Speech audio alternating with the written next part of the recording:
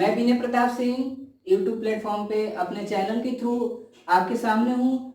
हम लोग पढ़ रहे थे, क्लास 11th स्टार्ट किए थे जिसमें बेसिक मैथमेटिक्स हम पढ़ रहे थे और लास्ट क्लास में हमने पढ़ा था कि अलजेब्रा और बाइनोमियल थ्योरम कैसे यूज होता है। आज हम लोग उसके आगे का टॉपिक कवर करेंगे। आज पहला टॉपिक है जो मेंसुरेशन, जिससे आप पहले भी पढ़ चुके हो और हमारे लिए आज नया होगा लॉगरिथम। तो हम लोग इस पे फोकस करेंगे, लेकिन उससे पहले हम मेंसुरेशन देख लेंगे कि हम मेंसुरेशन में हमें क्या क्या हमेशा माइंड में रहना चाहिए फिजिक्स पढ़ते वक्त।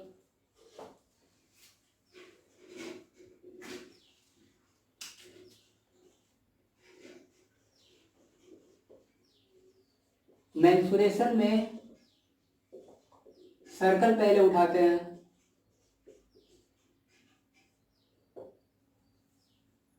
जो कि ऐसा कुछ बनता है। ये आर, जिसे हम रेडियस बोलते हैं,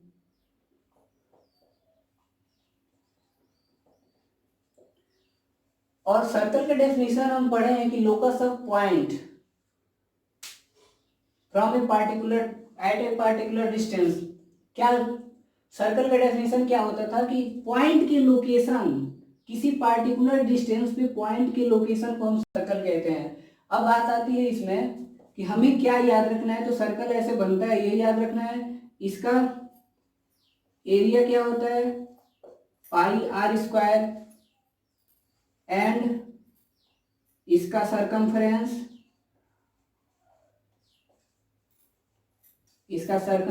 क्या 2 पाई आर। और हमें ये भी पता है एक रिलेशन कि जो आर होता है वो d/2 होता है। यानी कि कभी कभी हमारे पास आ जाएगा फॉर्मूला, जब हमें सीधे डायमीटर पता होगा तो हम सीधे आर की जगह पे d/2 रखेंगे, फिर ये कन्वर्ट हो जाएगा πd²/4 और फिर इसको करेंगे तो πd आएगा। यानी कि ये इज इक्वल टू हो जाएगा πd और ये इक्वल टू हो जाएगा πd²/4। यानी कि हम जब फॉर्मूले यूज करेंगे या हमारे पास कभी सिचुएशन आती है कि सर्कल से रिलेटेड केस है, सर्कुलर पाथ हो या जो भी हो, तो हमें पेरीमीटर उसका याद रहना चाहिए जो कि 2 पाई आर होता है, जिसे हम πd बोल सकते हैं डायमीटर के फॉर्म में, और एरिया πr² और πd²/4 बोल सकते हैं। तो ये पहला हमारा सर्कल था जिसमें कुछ नया नहीं है क्योंकि हम पहले पढ़ चुके हैं। अब आते हैं स्फेयर पे।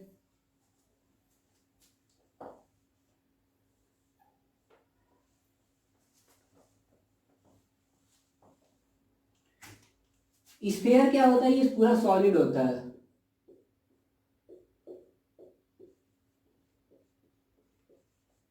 ये पूरा सॉलिड होता है। अब इसका भी रेडियस होगा कुछ, इसका रेडियस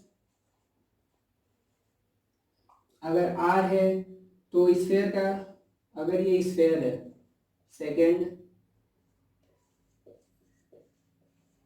स्फेयर है तो रेडियस r, इसका वॉल्यूम कितना होता है 4/3 पाई आर क्यूब, और इसका सरफेस एरिया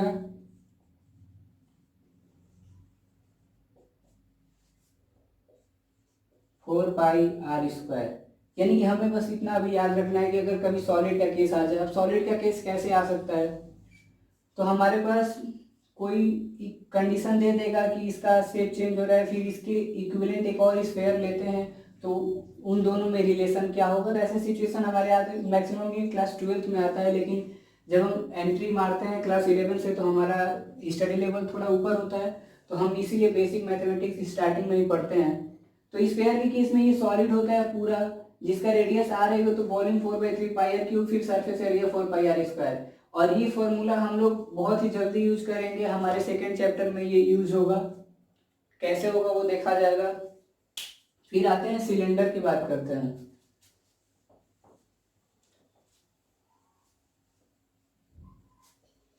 थर्ड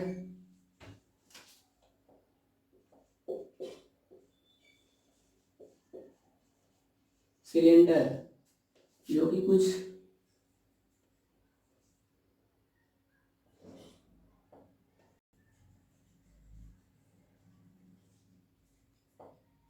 जिसका रेडियस यहाँ दिखा सकते हैं इसको, ये इसका रेडियस, ये इसकी हाइट सिलेंडर की, जिसे हम एल या एच से रिप्रेजेंट कर सकते हैं। और रेडियस पता होना चाहिए और हाइट पता होना चाहिए। अब इसकी वॉल्यूम की बात करें तो वॉल्यूम ऑफ सिलेंडर क्या होता है, पाई आर स्क्वायर एच, जो कि पाई रेडियस में पता होना चाहिए, हाइट पता होना चाहिए। एच यहाँ पे कभी कभी हमारा एल भी लिख के दे सकता है, क्योंकि हाइट जो होता है एल या एच में रिप्रेजेंट कर सकते हैं। अब बात आती है इसकी सरफेस एरिया। तो सरफेस एरिया कौन सी निकालनी चाहिए और क्या होगी, तो सरफेस एरिया होती है 2 pi r l plus r, l या एच, एच प्लस आर। हमारी total surface area 2 pi r h plus r. मैंने क्या बोला कि हमारे पास एक सिलेंड्रिकल केस आ सकता है, हम पढ़ेंगे जैसे जैसे आगे बढ़ेंगे हमें यूज करना आ जाएगा। और ये जितने फॉर्मूले हम लोग मेंसुरेशन के करेंगे उसका एक एक क्वेश्चन, दो दो क्वेश्चन हमारा यूनिट एंड मेजरमेंट चैप्टर में कहीं ना कहीं दिख ही जाएगा। तो हमें इस मेंसुरेशन पढ़ने का मतलब ये है कि हमें इसके फॉर्मूले बस यूज करने आने चाहिए कि फॉर्मूला क्या होता है और याद करना चाहिए। और अगर कंडीशन देता है कि अगर सरफेस एरिया है, वॉल्यूम है, तो हम formula to the point use कर सकें। अब बात आती है कोण की।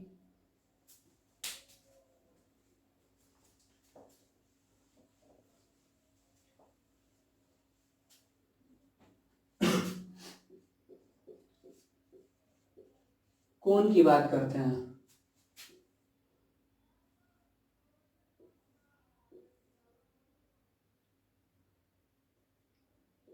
ये इसका रेडियस, इसको हम लोग स्लैंट हाइट बोलते हैं।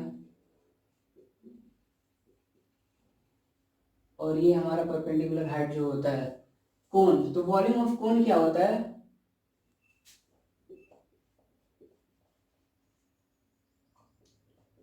One by three pi r square H.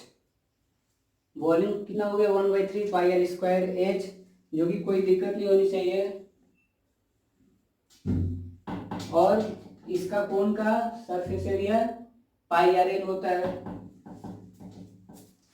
कोण का curve surface area pi r l, pi तो 3.14 या 22/7। रेडियस कोण का हमें पता होगा, एल जो होता है हमारा स्लेंट हाइट होता है, ये एल होता है हमारा स्लेंट हाइट। तो हमें बस फॉर्मूला याद रहना चाहिए कि कोण का क्या है, वॉल्यूम क्या होगा, कर्व सरफेस एरिया क्या होगा। अब बात आते हैं अगला हमारा क्यूब।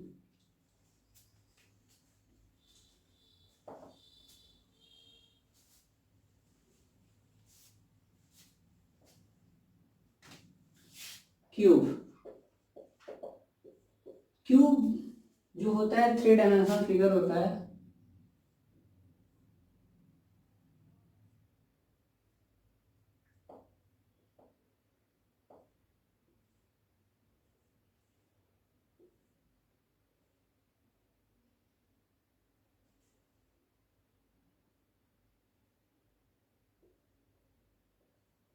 ये हमारा क्यूब है जिसका साइड ए है, ए लेंथ की साइड है। 3 डायमेंशनल फिगर क्यूब होता है। अगर इसकी वॉल्यूम की बात करें तो कितना होता है, ए क्यूब, यानी कि साइड का क्यूब, जो कि हम पहले से ही जानते हैं। सरफेस एरिया हमारा 6 इंटू साइड का square, that is 6 A square. और हमें पता है कि अगर यूनिट की बात करें तो हमारी यूनिट जो होती है, एरिया की यूनिट मीटर स्क्वायर होती है, इसकी मीटर क्यूब होती है वॉल्यूम की। तो हमें यूनिट भी पता होना चाहिए, जो कि हम अगले चैप्टर में, जब चैप्टर स्टार्ट होगा तो हम समझ जाएंगे कि ये मीटर क्यूब या मीटर स्क्वायर ही क्यों होता है। बट बेसिकली हम लोग मैथ जब पढ़ रहे थे तो हमें यूनिट पता होना चाहिए था कि एरिया का मीटर स्क्वायर होता है और वॉल्यूम का क्यूब होता है। अब आते हैं हमारे लिए जो नया टॉपिक है, लॉगरिथम। अभी तक हमने बस फॉर्मूले, 5-6 फॉर्मूले जो हमको यूज होंगे फिजिक्स में, बस वो ये पता होना चाहिए और वैल्यू रखने आना चाहिए। अब एक नया जो टॉपिक है हमारे लिए वो लॉगरिथम है।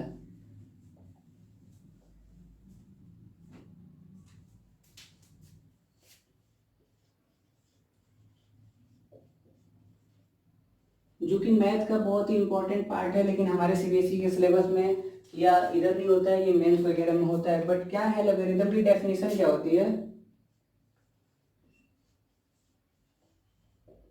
The logarithm of any number to a given base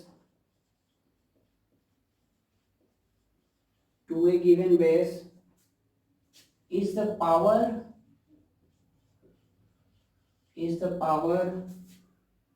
to which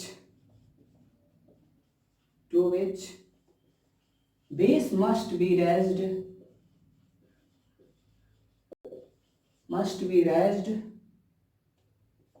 to obtain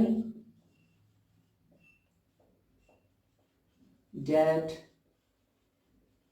number। क्या कह रहे हैं कि the logarithm of any number, हम किसी भी नंबर का अगर लॉग लेना चाहते हैं, यानी उसका मतलब क्या है? कह रहे हैं कि the logarithm of any number to a given base is the power to which base must be raised. अगर हमको ऐसे समझना हो तो हम ले रहे हैं लॉग किसी नंबर का,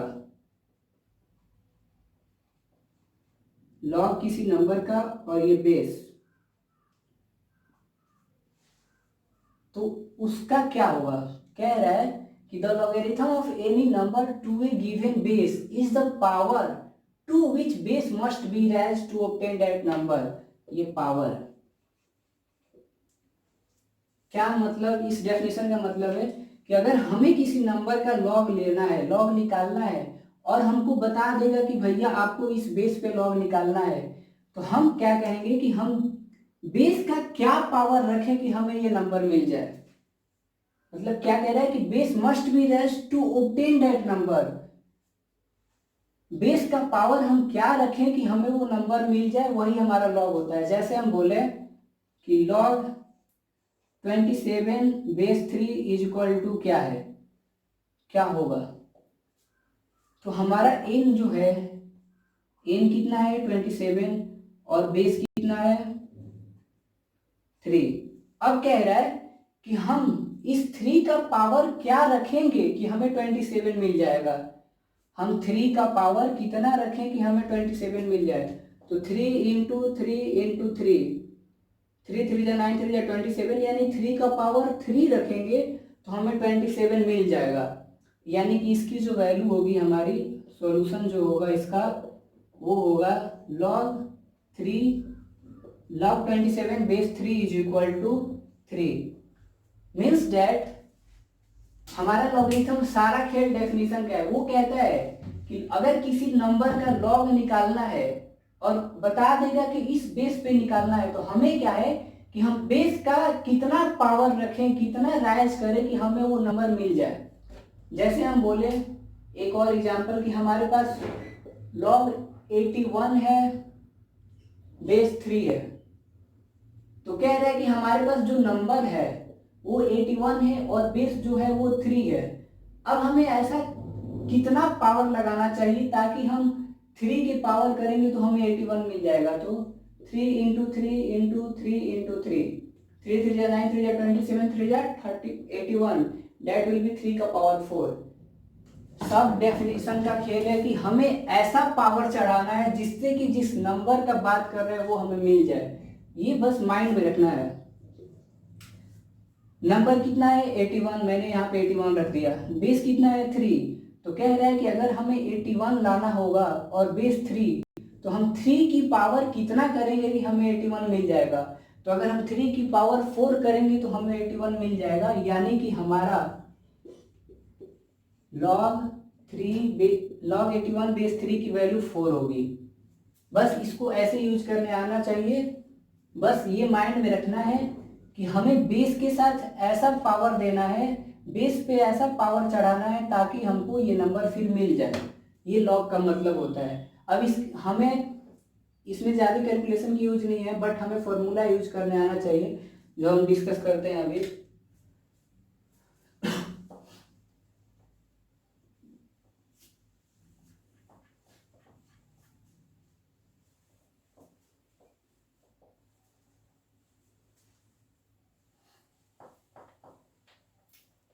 अब फॉर्मूले में क्या है, जो बेसिकली जो यूज होता है प्रोडक्ट पहला, तो क्या कह रहा है कि log m into n base a, आप इसकी वैल्यू बताइए।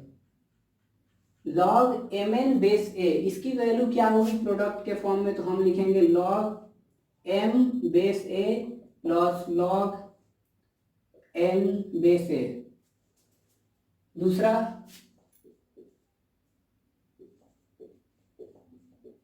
कोसेंट और डिविडेंड के फॉर्म में, तो ये क्या होगा कि log m by n base a is equal to क्या हो जाएगा, log m base a minus log n base a। ये तो अब थर्ड देखते हैं पावर के फॉर्म में। क्या कह रहा है कि लॉग m की पावर n, क्या कह रहा है कि log m की पावर n बेस a, इसका क्या हो जाएगा, तो हमारा जो पावर होता है वो आगे आ जाता है बस, तो n log m base a। जैसे इसकी एग्जाम्पल बात करें, हमने बोला अगर इसकी एग्जाम्पल ले लें थे, तो हम बोल रहे हैं कि log 10 2 की पावर 5, ये हमें सॉल्व करना है अगर, तो हमारा पावर जो आगे आ जाएगा 5 log 10 2। अब log 2 की वैल्यू जो होती है बेस 10 पे उसको रख देंगे, फिर हमारा आंसर आ जाएगा। ऐसे ही बस इसको करते जाना है। अब इसके लिए अगर समझना चाहे तो कुछ भी ले सकते हैं। अगर एक दूसरी वैल्यू m की वैल्यू कुछ और n की वैल्यू कुछ और, बस m n यहाँ रख देना है। बेस हमको पहले से देगा कि इस बेस पे आपको करना है, तो ये फॉर्मूला ऐसे यूज करना है। हमारे पास बस बेसिकली यही तीन फॉर्मूले ज्यादा यूज होते हैं, प्रोडक्ट, कोसेंट और पावर, जिसे हम इसको हम क्वाड्रेटिक फॉर्मूले बोलते हैं। तो या डिविडेंड के फॉर्म में रहता है तो इसको बोलते हैं। तो हमें बस ये फॉर्मूले यूज करने आने चाहिए। अब लॉग का मेन कॉन्सेप्ट क्या था कि बस ये याद रखना है कि लॉग